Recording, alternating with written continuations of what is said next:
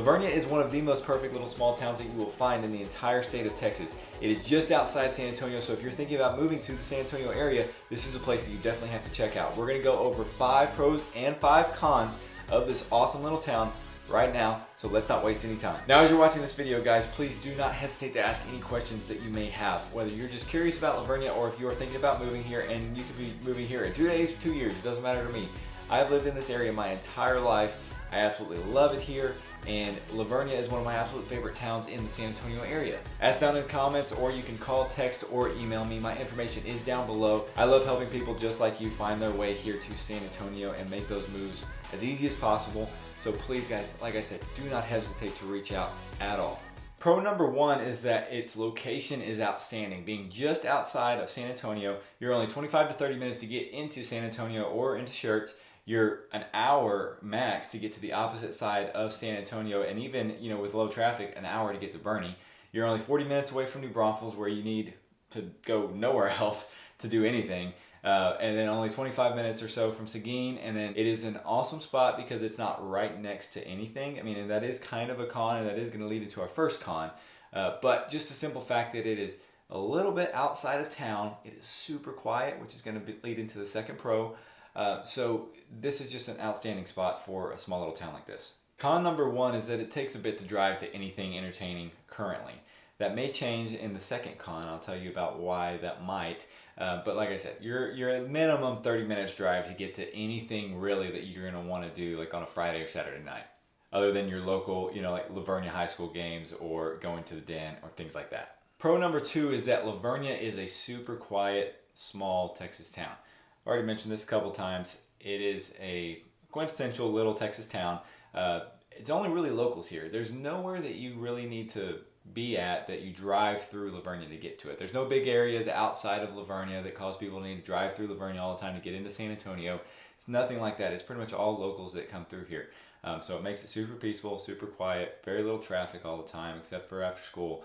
And it makes it for a really awesome, serene setting, especially at night. You know, if you're out in the country, you have, you know, 1-2 acre lot like most of the houses are in here, then you tend to get those peaceful, quiet, starry Texas nights that, you know, everybody always talks about.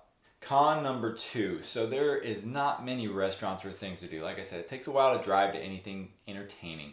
But we have the Den here, which is the ultimate local hangout spot that pretty much everybody goes to all the time. It's got a great outdoor area. It's got good food, don't get me wrong, and you know, it's got your drinks and everything that you would need. There's a couple other little Mexican restaurants as well that you can go to, and then you have your typical little fast food joints. But the Den is really the only place that we currently have as far as a restaurant where, you know, a lot of people tend to go and enjoy. Now, that is going to change. We are getting a little bit of a nicer development that's going to give us a little bit more things to do.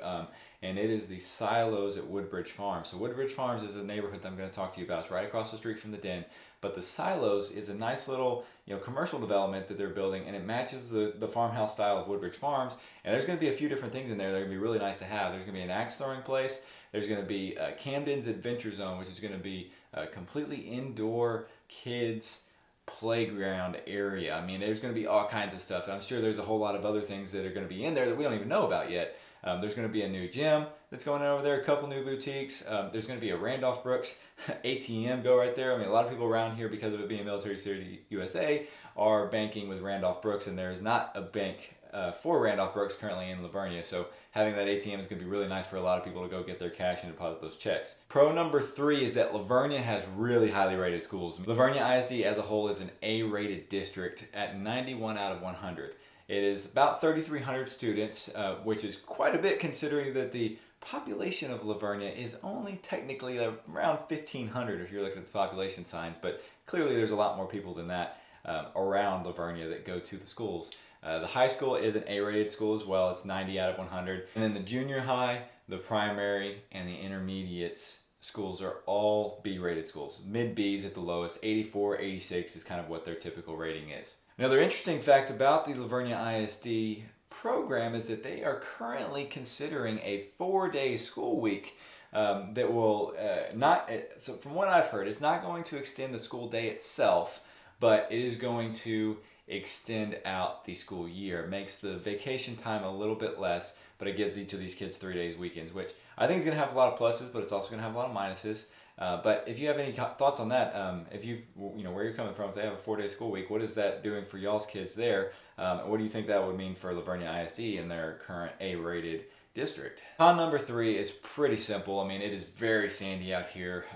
There's not a whole lot going on as far as like great scenery. I mean, you don't have these big live oak groves and things like that. You have a few of them scattered around. It's mostly just post oaks, lose all their leaves in the fall. Everything dies in the winter, so it gets very brown, and there are a lot of stickers all over the place. So it is something to consider, especially since the majority of the properties out here are 1 acre plus. You are going to have to deal with all of those stickers and weeds. You know, personally, I don't think it's that big of a deal to deal with. It's just another thing that comes with homeownership, but something you want to consider when you're moving out here. It's not the hill country by any means. Number 4 is that this is a great community atmosphere. Like I mentioned, this is all locals here. Everybody comes together for all the big events, whether it be, parades on the holidays, whether it be, the big Easter service every year. The big church here, Grace Bible, has a huge service at the high school. They completely fill up the auditorium at the high school multiple times for their Easter service on Easter Sunday. Really anything that is a big event that goes on, whether it's a fundraiser at the den, anything like that, a ton of people come out for it. Con number 4 is that it is resistant to change, but what small town isn't? I mean, really, there is not too many small towns out there that are going to be just all gung-ho about making the place this huge, big development. Not many people are going to want to do that. They want to keep it small for a reason, and that's going to continue to be La Vernia. They're going to keep it small for a while. There's no expansion, huge major expansions coming anytime soon, so just expect it to stay small for as long as you're around, as long as you and me are around anyways. Pro number 5 is that there are 0 cookie cutter neighborhoods in La Vernia. There are no D.R. Horton subdivisions, there are no KB home subdivisions, there are no Lennar home subdivisions that are popping up, putting these tiny little lots in and putting in 1,000 homes. It's not happening.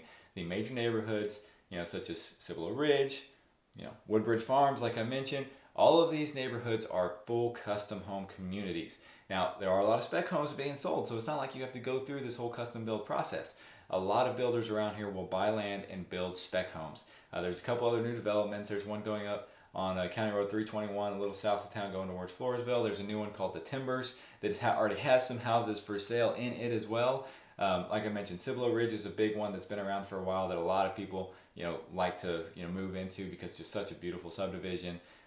Multiple others, even in town, even the smaller like 1/4 and 1/2 acre lots, which is what Woodbridge Farms is. It's not a 1 acre lot. All custom homes. Very, very attractive designs all the way across the board. And like I mentioned, Woodbridge Farms, very modern farmhouse designs. All 1/4 acre lots, but it's a really beautiful community. It's gated. It's got some really nice playground areas. And it is literally right across the street from the den and all the schools. So it takes you, 30 seconds to get anywhere that you need to go in La Vernia. Going along with that, con number 5 is that people have started to find out about La Vernia and prices have gone up. So just to give you an idea, in 2019, the average price of homes sold in La Vernia was around $345,000, and there was a little over 240 homes that were sold. That number went up a little bit in 2020 with a $367,000 average sale price, but there was a lot more homes sold. There was 338 homes sold. Now this was the start of this peak price increase that we had over the last couple of years, so keep that in mind too. In 2021, the average price went from $367,000 in 2020 to $450,000 in 2021. And there wasn't that many more homes sold. There was 349 homes sold in 2021. Crazy. In 2022, there was less homes sold, only 310, which makes sense given that the last half of the year was kind of slow, but the average price still went up to $488,000. And this month alone, January 2023, the average sales price in La Vernia was over $507,000. That is on par with some of these areas like Bulverde and New Braunfels that have historically always been way higher priced. That's been one of the drives of La Vernia. It's been a lot more affordable. Not so much the case anymore. And speaking of the market, I talk about it in just about every video, including talking about San Antonio and everything involved with this area. So make sure you subscribe to this channel, and if you're thinking about moving to the San Antonio area and want to check out some of these other suburbs, check out this video right here for more of that. See you in the next one.